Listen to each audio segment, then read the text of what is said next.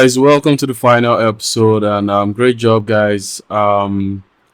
It's been a wonderful ride, and this is the final phase where we'll be reviewing the case studies, and I'll show you a few tips about getting out your portfolio out. So this is my Notion um, portfolio. I have portfolios in different mediums. I have on Behance, I have on Dribble, um, I have on Webflow. So the idea is you don't need to have your portfolio on different platforms. You do that if you want to create uniqueness. For Dribble, if you want to just show them maybe UI or motion, and for Behance and Notion are kind of like the top two places for portfolio. Behance is more of showing more of your visual skills and designs. Notion kind of shows you like your idea of documentation and probably telling a story. So it goes that way, and I'm going to use Notion for this particular episode, and yeah, let's look at it. So here is where I've dropped the one you are to use. That's enhancing transaction history and statement generation for FirstBank mobile app. Now, the idea of coming up with a title like this is to give your employer an idea of what he's about to see. You can see improving the experience of global application, empowering minds with the latest. So sometimes your case study should be like a story, basically. Tax management system for employees and supervisors. You have to lay it down. Don't just say, in this case, I know some people say First Bank mobile app redesign. It doesn't give much context. It's too vague. So in most cases, you should just try as much as possible to put a story to it. Now, if we take a look at our case study, we'll say enhancing transaction history. Now, you can add tags if you want to. You can look for wonderful tags, UI, UX, fintech, banking, this thing, so that your reviewer can know. And if the site is live or it's at the App Store, you can drop the links here. You can put the company you work for, maybe FirstBank mobile app, describe, do a little description, and put your role that you're currently looking at. That's one way to to give you an overview. So at this first glance, I'll leave you guys to do this one yourselves, so that it will be a little bit unique. So um another thing is to like give them a view of what they are going into. I mean, when they see a good design like this, they feel like, okay, this person has talent, but we have to see what it's all about. Now we tell them FirstBank mobile app is a crypto tool, so you can just do a complete overview, let them know what the product is all about and why you've decided to take this product. So we've mentioned, describe the products, telling them what they want. We've told them the kind of customers they have, and we've also decided to tell them what our case studies focused on, improving their usability and other stuff. Now, it's always nice to define your design process before you elaborate on it, because it gives the employer things to look at. It's like throwing out a table of contents. It's like throwing out the case at which things will be done. So those things are very important when coming up with your case study. So if we look at the process, we have user feedback analysis, where we review App Store or Play Store personal development, and we'll give reasons why we do this. Cognitive walkthrough, basically what we'll be doing all since heuristic evaluation, competitive analysis, sketching and ideation, high fidelity, usability testing, and survey.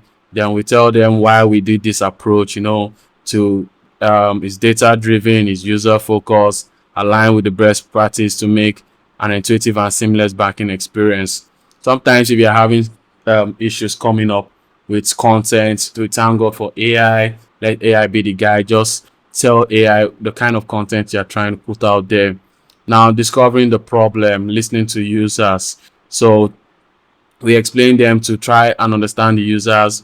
We reviewed App Store and uncovered some patterns, and we know transaction history, missing transactions, issues of receipt generation, clustered and outdated UI. Then we provide evidence of what we do. It's not about yes, say, it's we did it. And when they see it and they maximize it and see the pictures, they can as well read where themselves and say, okay, this is not just an assumption, it's backed up by data and whatnot. So we move ahead to look at, understanding our personas, and we said, okay, to design a solution that truly meets user needs, we took a step into the shoes, analyzed the complaints, created personas that represented each group, and these are our personas, and they can see it and say, okay, can open it one after the other. So you're giving them a story. We're trying to tell them, they can see it and be like, okay, this is what this is good, and this is what not. So it creates description. So it's not just random generated personas. These personas are actually, then you can explain why they matter. By defining these user personas, we gain deeper insight in how different users interact with the FirstBank mobile app and a real world frustration they experience. I've also notched in my persona template just in case you couldn't get it on the YouTube link. You could also get that so that you can maybe tweak yours or make other personas if you feel to change the names. Now, working in the user shoes, that's running a cognitive walkthrough. We tell them what we did and we did the evaluation, and we show them screenshots to back it up, and they can see for themselves. And this now know that, okay, these guys are actual researchers. So you can actually use this case study to apply for UX researcher because it's giving a detailed analysis on how you carried out your flow. And you now tell them what you learned, because when you're doing your research, you need to have like a couple of outcomes and whatnot. So you explain what you learned from either from the cognitive work and the heuristic evaluation, and you can give a summary of the issues. Now, when you provide detailed analysis like this, it shows your UX skills, it shows your research skills, and it gives the employer that this person knows more than just visual design. He actually wants to optimize and fix the product, who want to have that kind of person working for them. Now, coming to your competitor analysis, you can tell them, oh, we're learning from OPay's success, and we tell them why we use OPay. That okay, it's one of the best friendly Nigerian apps in Nigeria, and you give reasons why, and they will now see evidences of why OPay was selected, and you just put those screenshots, and I have my competitive analysis templates here. You can use that as well. Then you now tell them, so now they know you've done your research. You now come creating ideas, turning insights into solutions. So you're not just randomly designing stuff. You can see there's a pattern here. We're flowing, we're enjoying ourselves. And even though the case study is a little bit detailed, if they glance through by just reading the subheading, they would actually get what they want, and we'll do that immediately. So from sketches to high fidelity, we show them how we brought the sketches back to life. So they see like 4 drawings here. It's like, oh wow, these guys are they really know their stuffs. And you just put like different UIs, and this one is when you put the before and after, so they can see what you're focused on, clarity and what's not, where there was a little bit of confusion, and you can just explain. You just could not tell which account was filtered, and drop down label so they can read and say, oh, these are some of the things you did to improve the visual quality. Then you now talk about your remote usability testing, your validation, which is a phase that kind of misses out in all the project or most case studies, especially entry level designers. And we have the survey link where you can go and check and say, okay, so you guys can go and instead of copying, you can just do your own survey link and attach it, run your own responses and all that, or you can still use mine. It's a free case study. Anyone can just do that, but if you want to be practical, you can just do that, and you can just post a couple of your responses and show them that whatever you have is backed up by data. Then you give a review, like an insight, the founding navigation history. So instead of 4.5, but some struggle to locate other transactions, and that's because we didn't show a scrollable phase. So I would want you guys to work on that. Then the user reported difficulty. One user reported difficulty accessing transactions. There was always one user showing difficulty.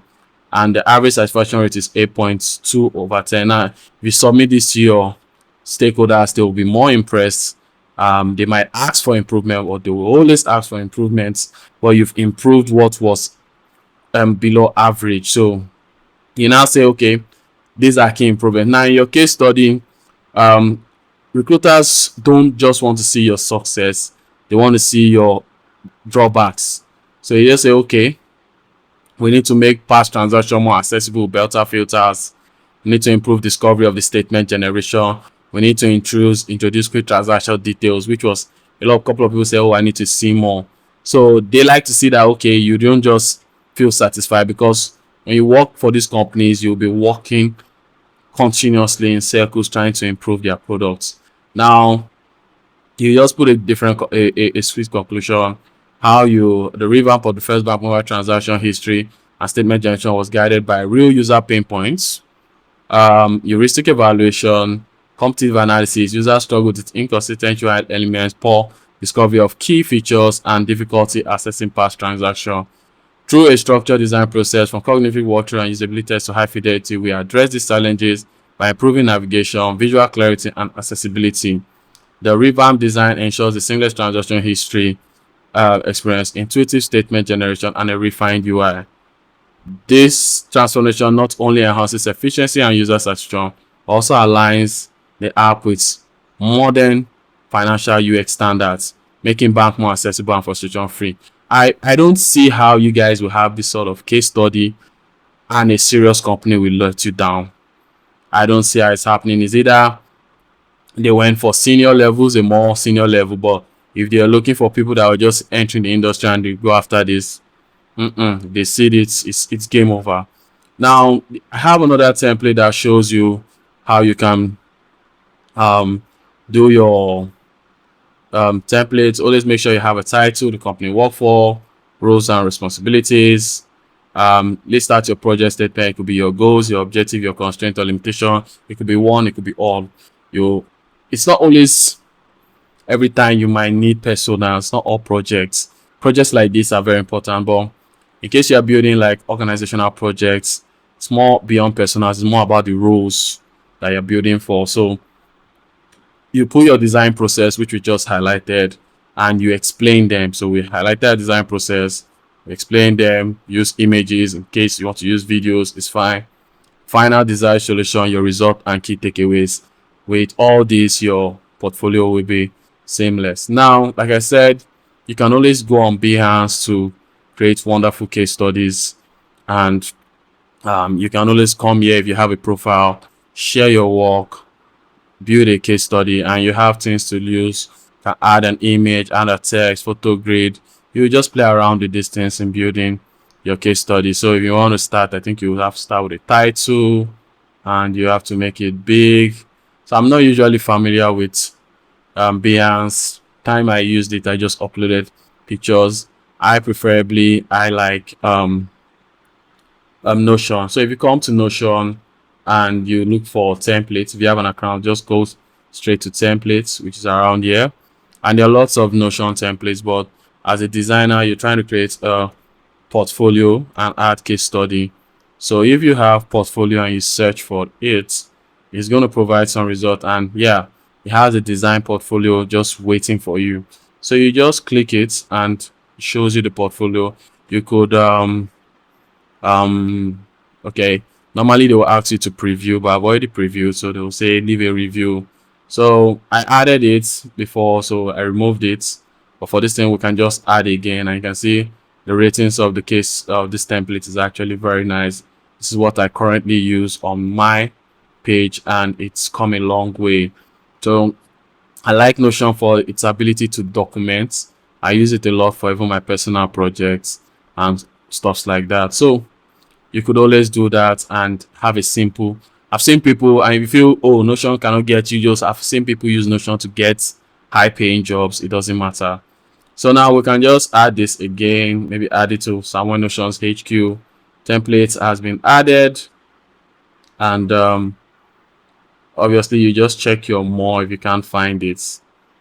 And like I said, I have lots of projects here. Okay, you can see template. Okay, just tell you added here, then you can just, it will take you straight to the templates where you can provide your this thing. So you can change this icon if you want to do like that. But did I change mine? Let me see.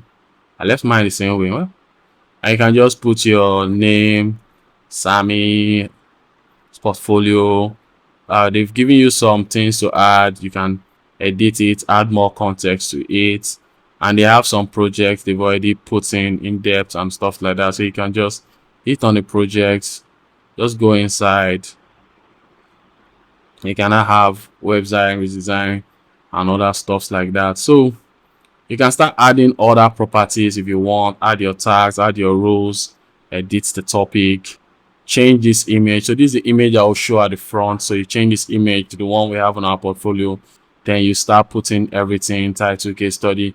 You can embed the Figma link. Figma allows that to do that if you want them to do that. But I usually don't do that. I just love to. So yes, this is the end of my case study course, and I hope to see lots of case study. Please, when you're done with your case study, you can drop the link on the comment section for me to review. You could ask questions if you need any help. You can just leave a comment. I'll reply as many as I can. I'll make sure I keep up to date. And if you want a personal session, do let me know. We can review your templates. If you want me to do a video to review templates, that's fine as well. So please like, share, subscribe. And like I said, you're allowed to use this template. I hope to see you guys land great jobs and come to the design world. It's fun and very nice. All right, guys, you'll have a wonderful time. Thank you for watching my course.